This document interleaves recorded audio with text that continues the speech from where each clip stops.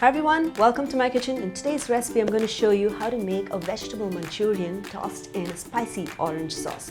I'm going to be making fresh orange juice using my citrus squeezer, which is using this MasterChef jar, and it takes less than a minute to do that. So without wasting any time, let me just dive right in and show you how to make this dish. First thing I'm going to do is to, add this citrus squeezer there and then turn it on and then make my orange juice.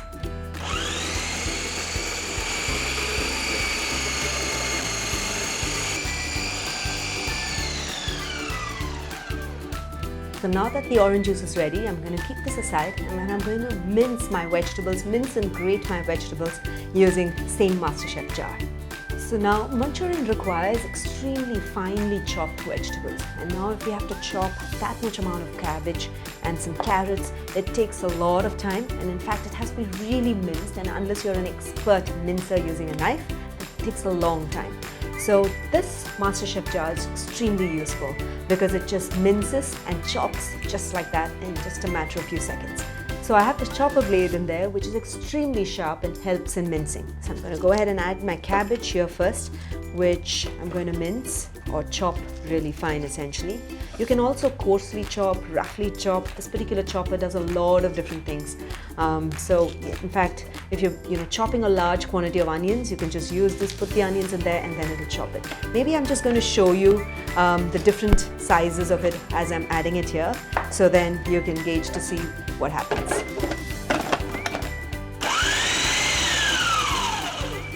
That's it. I just ran one round and I chopped it a bit. I'm going to pulse it maybe and not keep it. So it's important, if you want different types of sizes, then you need to ensure that you modulate it with a pulse. Spins after rotation. There you go. I'm going to just open it and show you, and this particular chop is great for vegetables if you like if you're making a poriyal or a kootu, or if you want to add it to a pulao as well. But for a Manchurian, I want it a little more fine. So I'm just going to go ahead and do that.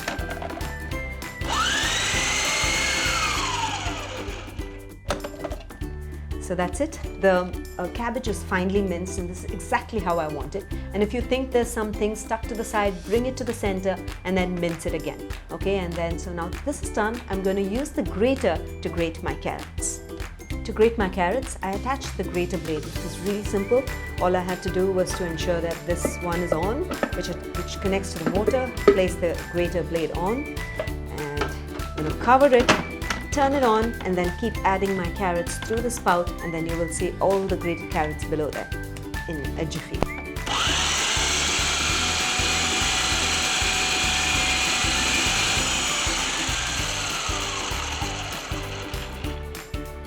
Notice the carrots are beautifully grated, and now what I'm going to do is combine all the ingredients to make the Manchurian balls. And let me just remove this, put it in a bowl, and then show you what are the different things that I add to make the Manchurian. So I have some boiled potatoes with me over here. I'm going to add some finely chopped onions. You can also add spring onions if you want. It adds to a different flavor, but I'm just going to add these chopped onions. I'm going to add in some grated carrots and some finely minced cabbage.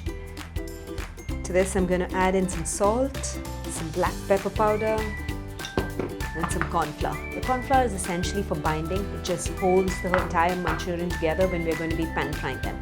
Again, I'm not going to be deep frying these. I'm just going to be pan frying them in a paniyaram pan. Mix it all up. There's nothing more that is required to add to the flavor because everything is going to be in Manchurian sauce. So I'm going to shape these balls now and keep it into small lemon-sized portions because it'll be ready to be fried in the paniyaram pan. I'm just going to go ahead and shape these balls, and then I'll proceed to show you how to mix the sauce together before we put it on the heat to cook it. So before I start cooking everything else, I like to prep everything I keep. I've prepped up my Manchurian balls, and I'm going to prep up what goes into the spicy orange sauce. So in a small mixing bowl, I'm going to add in some corn flour. I'm going to add in some red chili sauce. This is not too spicy chili, so depending upon what type of chili sauce you buy, ensure that you add the quantity and spice quantity that you like.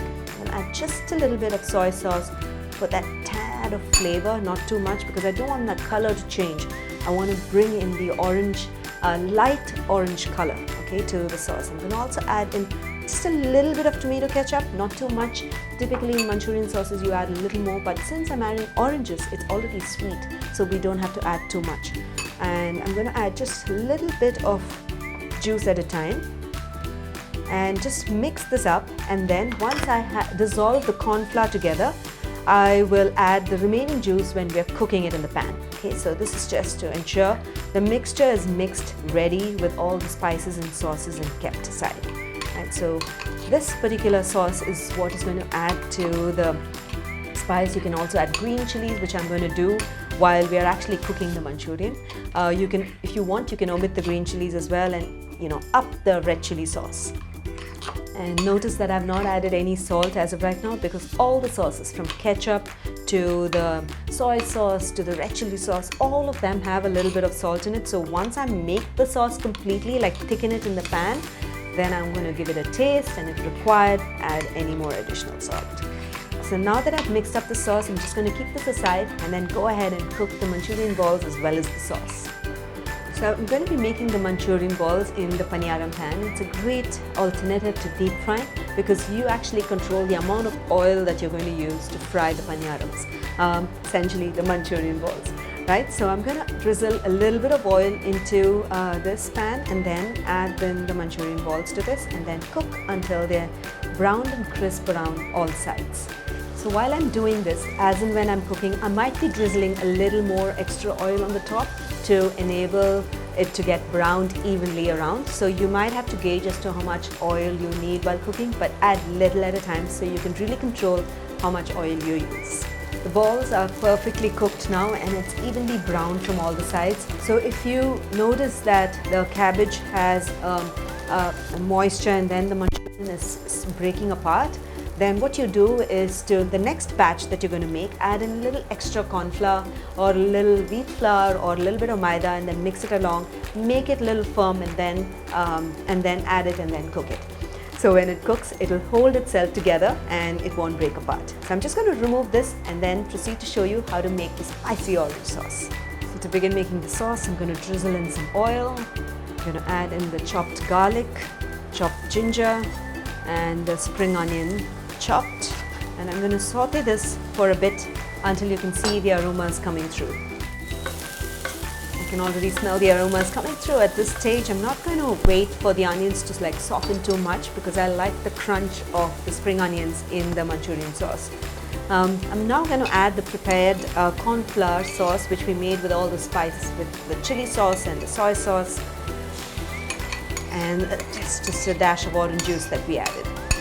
Just going to add it in, and I'm also going to add the remaining orange juice to it. I'm going to keep stirring it and turn the heat on to a medium high and keep stirring it until the sauce thickens. At this stage, give the sauce a taste, and if you think it needs a little additional salt, this is when you can add it. So I'm going to go ahead and quickly taste the sauce to see if it needs some salt. I think it needs just a bit, not too much. Really nice. I think I would like some more chili, but I'm just going to leave it at just this because my children won't eat it then. Okay, just going to give it a stir and keep stirring it until the sauce thickens, and you will see it bubbling as well, and it gets a nice little sheen from the corn flour. The sauce is thickened and it tastes absolutely delicious. It's sweet, tangy, sour and chili flavor from the chili sauce. All of it is right in there. So now I'm ready to plate it. I'm going to put the sauce in first. The most important tip in plating is it is important that you actually put the Manchurian balls inside just when you're about to serve it, because these are not like deep fried, so they would just sort of melt away. So I like to keep the sauce ready and the Manchurian balls ready, and when I'm ready to serve it with some Hakka noodles or fried rice, I put it in a bowl and then place the balls over it and then serve. Okay, so that's what I'm going to do right now. So this is essentially how you serve the Manchurian. Place the sauce first in a bowl, and then this is when you're ready to serve. Ensure that the sauce is piping hot, and then place these pan-fried Manchurian balls over it and then serve it for dinner. So it looks really pretty, and the Manchurian stands out nicely, and then you can actually scoop out the sauce and the Manchurian separately and then serve it for dinner along with some Hakka noodles or a fried rice. and maybe sprinkle some, just the spring onion greens on the top, just a little bit to add to the color and the look of the dish. So that's it.